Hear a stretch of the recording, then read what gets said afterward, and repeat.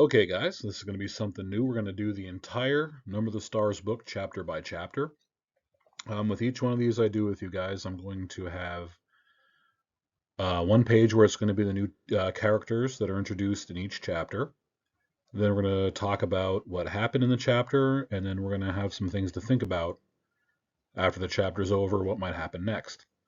So that's how it's going to go for every one of these all the way through the book. And this is going to be chapter one of Number of the Stars. Chapter one is called What? Should have been ready for this, shouldn't I? Why are you running? Chapter 1, Why Are You Running? Okay, so in this first chapter, we're introduced to a handful of characters. A lot of these will be pretty important characters throughout the stories. Some of them won't be. All depends. So the first person we really meet is Anne-Marie and Ellen. There are two friends that are on the street, and they do races at school, and Anne-Marie wants to be the best, even though she finished in second in the last one, and she challenges Ellen to a race. And it seems like Anne-Marie is the more outgoing one of the two, but they seem to be best friends who both live in the same apartment building with their families. Kirsty is Anne-Marie's younger sister, who's only about 3 years old. There are soldiers on the corners of the streets. They pretty much patrol every corner in town, and they have the right to stop you and search you and do whatever they want. They have these two soldiers that show up that they've seen on the street a few times, but they finally interact with the girls for the first time. And it seems like mostly they're just giving them a hard time for fun. Kirsty has been around these guys for so long, she doesn't really know any better, and she'll mouth off to them, and she'll be kind of funny with them and things like that because she really doesn't understand what it was like before they showed up. Ellen and Anne Marie are both terrified of these guys, and they just try to blend in and answer questions as quickly as possible. In fact, Anne Marie's the only one that talks. Ellen just freezes in place and is pretty far away from the soldiers when they have their talk. She really doesn't want to be anywhere near them. Um, so that's how all that works out. Mrs. Johansson is Anne Marie and Kirsty's mom. Mrs. Rosen is Ellen's mom. They're both at their apartment in Mrs. Johansson's apartment having tea together when Kirsty's there blabbing about what happened on the street. Um, they're both really, really, really cautious of these soldiers, and they really, really, really don't want them to be around. They're suspicious of them, they don't like them, and that's what we know about them so far. There's a guy that gets talked about really quickly. His name's Peter. He is somebody who comes by and delivers a secret newspaper to the families that kind of let them know what's going on. So that's all we really know about him right now, but he may come into play later, he might not, but that's just a guy to think about. So this is where I'm going to do this every time. Each chapter, I'm just going to summarize the key events that happen. So instead of going back and reading all 10, 15 pages of a chapter, we can just do a quick overview here. So they'll all kind of be the same. So chapter one just opens up with Anne Marie and Ellen. You're kind of being introduced to them. They're on their way home from school. Anne Marie wants to challenge Ellen to a race.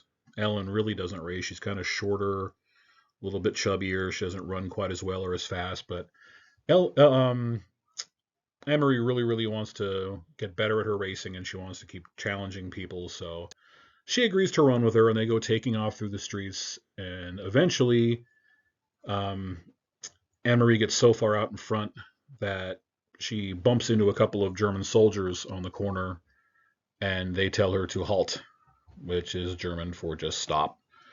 And she's heard that from them a lot of times before, never right to her, but this is the first time she's ever had to interact with the soldiers. So they go poking around at her school book, and they ask her if she's a good student. And then they want to find out who's that girl back there that's not moving. That's Ellen. She's frozen. She's scared to death of these guys, and she can't even move. So Anne Marie tries to talk on her behalf. Just says, "Oh, that's Ellen. She's an even better student than I am." Trying to talk her up. And before they realize it, little Kirsty shows up behind Anne Marie. And like I said before, when I was introducing the characters, she doesn't scare very easily. She looks at these soldiers like they've been here the whole time. they've been there for a couple of years and she's only a few years old, so she doesn't remember life without these guys. And the one says, "You're a pretty little girl like my daughter at home," and he kind of rubs his hand on her hair and she slaps his hand away and says, "Don't touch me." And the soldiers kind of laugh about it. They were just kind of messing with Anne Marie and messing with the girls and things like that. They had nothing better to do. They were bored. And when Kirsty does that, it sort of breaks their seriousness and makes them giggle about it a little bit. But they do tell them both to get home and don't be running in the streets. I guess that's bad to draw that kind of attention to yourself, to be running down through the streets. As a matter of fact, they say they look like hoodlums if they're going to be running through the streets. And that gets the wrong kind of attention. So when they finally let them go, they are terrified. Ellen and Anne Marie. They're walking home looking straight ahead, trying to not draw any attention to themselves. And they decide when they get in, they make a promise to each other that they're not going to tell their families what just happened because they're just going to get worried. Sure enough, by the time that they get back up to the apartment, Anne Marie goes into her apartment, and her mom and Mrs. Rosen, who's Ellen's mom, are both sitting there. And Kirsty's already there, and she's told them all about it.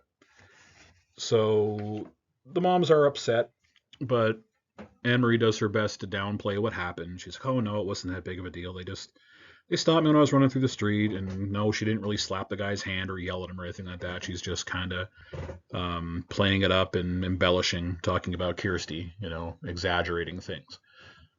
So she's trying to downplay it, but the moms are pretty serious about this.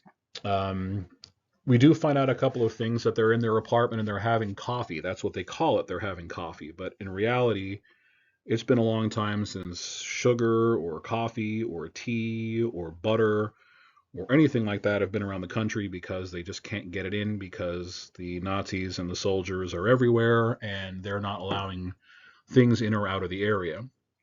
So they're just putting herbs in hot water. They're having plain bread. There's not really much of anything going on for any kind of luxury items that are going on.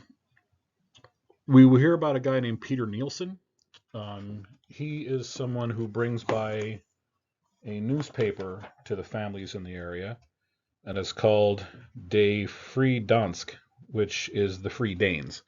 It's a special newspaper that it's hidden in books or other things that are delivered to the apartments, and it tells about how there's Danish citizens that are fighting against the Nazis in the area. They're sabotaging them. They're planting bombs in their factories. They're sabotaging their trucks. They're doing pretty much anything they can to make life hard on the Nazis and the soldiers that are in their area. Once they get these newspapers, they read them and burn them, because if you get caught with one of these papers, you're in big trouble. Because they do say if they find any of these freedom fighters, the Nazis kill them right away. So all the stuff has to be done in secret. So that is Peter Nielsen that brings these things by. So pretty much this entire chapter is just that. The moms look out onto the street at the end. They see the soldiers and they just wish they were gone. So this is just kind of setting a scene right now of what life is like.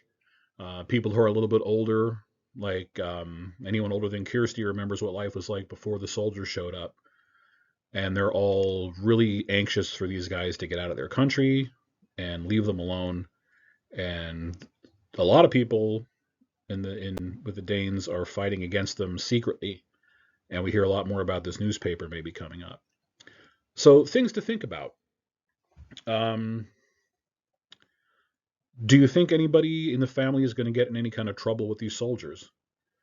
Are we thinking about the Rosen family? What do we think about Kirsty and the family there? Are they going to be safe? This Peter guy that's bringing these newspapers by, do you think these newspapers are going to be anything of consequence in the story? So these are just things to think about. What's going to happen in the next chapter? What's going to happen as the story goes on? We want you to talk about this with me when we listen to this. All those questions, I want to pause and talk about them after they're played, so we get some ideas about what's going to happen and why you think. So we'll pick this up with chapter 2, and it should be a little bit quicker every time because I don't have to introduce anything next time. So should be good.